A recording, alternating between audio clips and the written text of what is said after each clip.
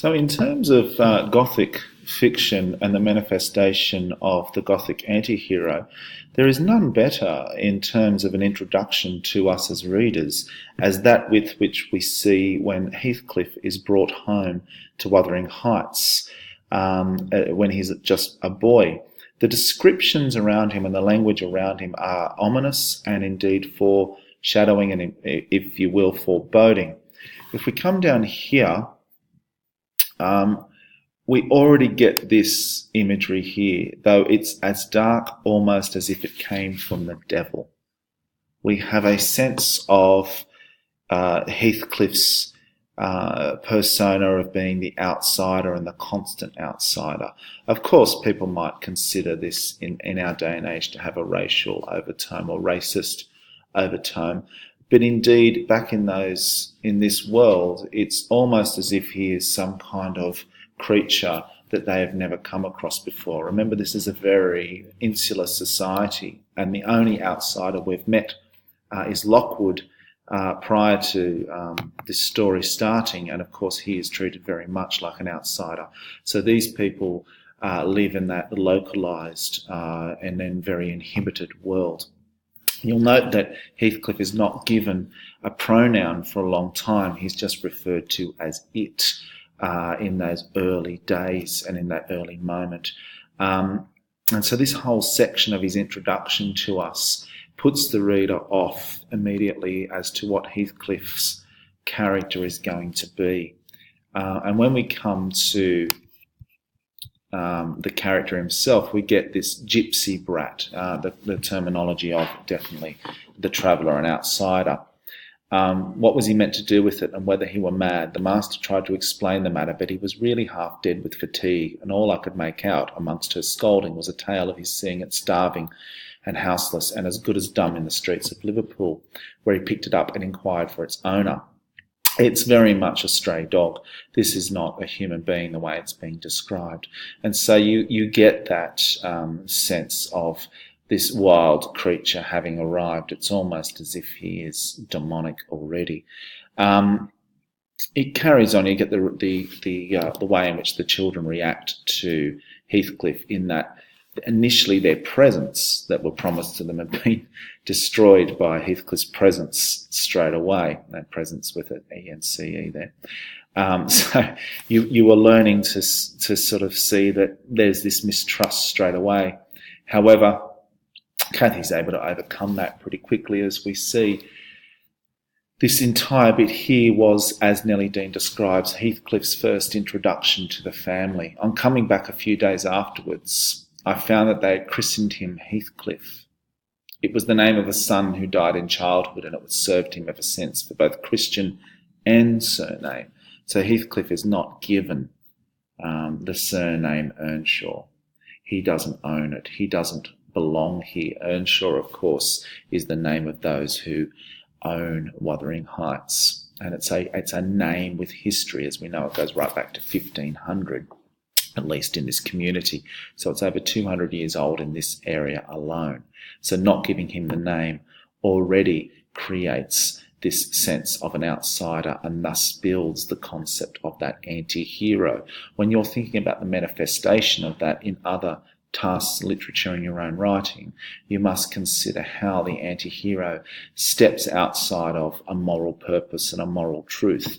Superman, for instance, is a hero. He doesn't do anything wrong. He manifests himself truthfully all the time. Batman is an anti-hero. He's the Dark Knight. He works in the shadows. And we have a very similar situation here.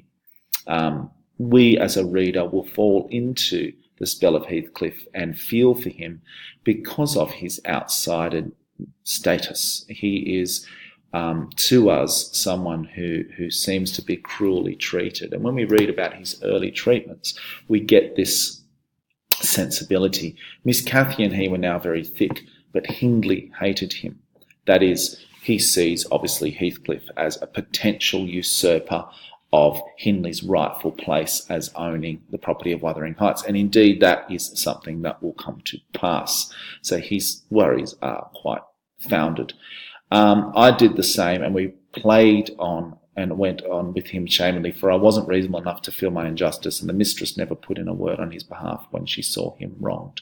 He seemed a sullen, patient child, hardened perhaps to ill treatment. He would stand Hindley's blows without winking or shedding a tear, and my pinches moved him only to draw in a breath and open his eyes, as if he had hurt himself by accident and nobody was to blame. This endurance made old Earnshaw furious when he discovered his son persecuting the poor fatherless child, as he called him. He took to Heathcliff strangely, believing all he said. For that matter, he said precious little and generally the truth, and petting him up far above Cathy, who was too mischievous and wayward for a favourite. So you automatically get this issue with groups of generations. The younger children in a problem with their parent, and the way the parent is perceived to have favourites, is perceived to love someone more than them, and this creates deep-seated hatred and sullenness. Heathcliff's silence and sullenness in this position is also seen as a threat. So a character in this way that is sullen, silent and dark is indeed threatening. They are too thoughtful for their own good, and that is something that we see manifested across many different types of story. So that is why culturally this is a significant character in our historical literary canon. It's very important to understand that Heathcliff's position as a character that has led to the creation of characters that have come after him has this cultural value process. He is still someone who is maintained and held aloft in literary circles, and that is something we need to think about as to the power of his presence. The chapter ends rather ominously. There's this argument between Hindley and Heathcliff over the horses and the way they treat the horses, and Hindley's language about Heathcliff is, of course, quite brutal. Imp of Satan, and take that, hope he'll kick out your brains. Typical young men, young boys bullying each other. But Heathcliff does what he does here with this rather violent moment down here. But Nellie Dean, who remember is our eye, says something interesting here. I really thought him not vindictive. I was deceived completely, as you will hear.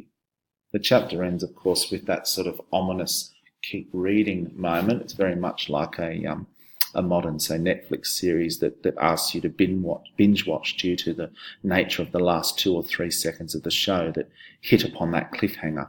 This is cliffhanger type writing. This is a style of writing that doesn't allow the reader just to immerse themselves in a broad story. This is a style of writing that hits you hard at the frame of every end of every chapter. Nellie Dean's voice is, of course, therefore much more engaging, as we see than Lockwood's voice. Her way of telling a story, her old-fashioned way of doing this, her sitting in her kitchen and telling the story to Lockwood sitting there, creates that sensibility, and that's something that we consider as important. So as we move on, of course, we see that Mr. Earnshaw is going to die, and die pretty early in the story, because he no longer is of any consequence or need, and is very rarely spoken of again. The whole story comes down to Heathcliff, Cathy and Hindley, and the way in which they grow up together. And then, of course, we meet the Lintons across the way. Okay, so we'll get to those particular characters in a moment.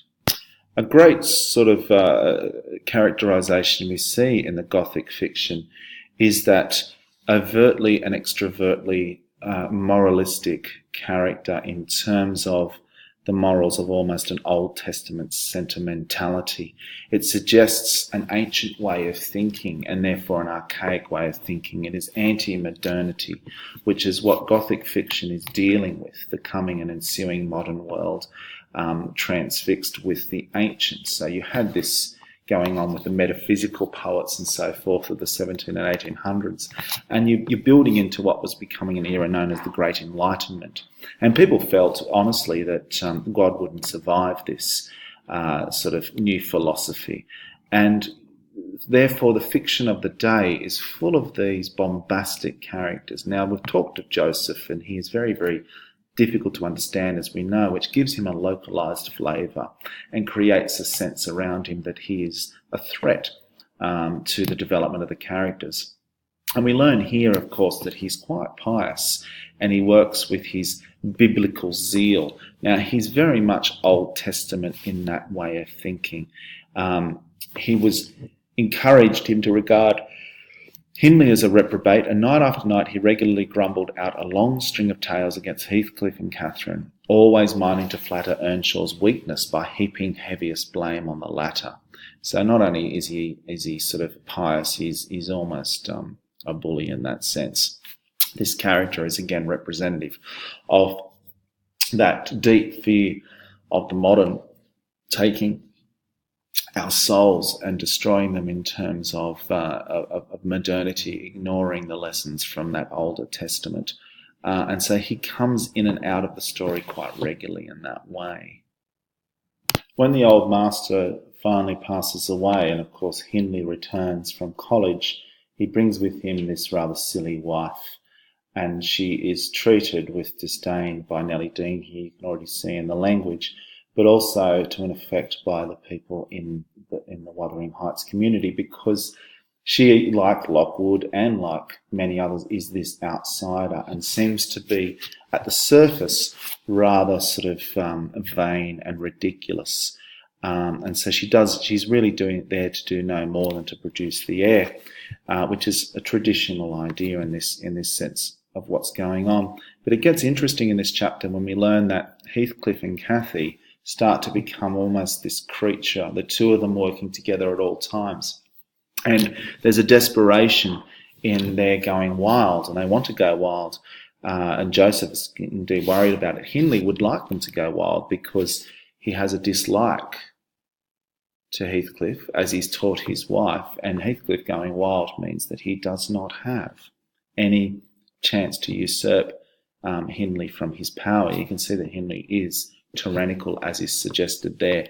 The working conditions for people like Nellie Dean change, and so there is a very different sort of element that rests over on Wuthering Heights. Heathcliff bore his degradation well, which is a lovely line, and it gets down later. We get this fantastic image that Heathcliff and Catherine more than happily take a flogging, or Catherine gets to miss her dinner, so they could run away onto the moors and remain there all day. And the punishment grew a thing to laugh at. So the wildness is something that's calling them and calling them out into a place beyond the ordered universe of Wuthering Heights. So in this sense, the Gothic is a call to that wild, to that desire to be in the wild. Now, that leads into such literature as transcendentalism, where there are quite literally stories like Into the Wild, as we know.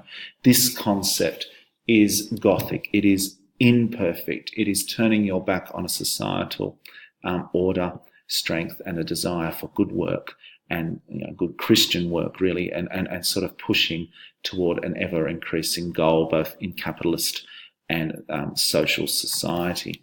Catherine and Heathcliff turn their back on that because they are outsiders. And we get these little stories of their banishments and their punishments and the way Joseph has treated them. And you get these sort of moments where the story calls itself in to key parts. Where is Miss Catherine? I cried hurriedly. No accident, I hope. At the Grange, he answered, and I would have been there too, but they had not the menace to ask me to stay. So this is where Catherine's world is changed. She ends up at the neighbour's place, somewhere of which she was not terribly familiar. And this is where the real story starts to really kick in.